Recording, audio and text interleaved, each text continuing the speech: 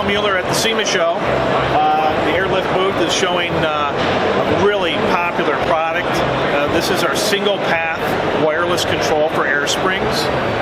WirelessOne stands for one or single path version. This is ideal for anybody that's towing a trailer that doesn't really need to adjust right side and left side pressures. It's a more affordable version than our two-path system, and it also comes in our easy mount version with the manifold mounted to the bracket with the compressor already installed, so the installation is real easy.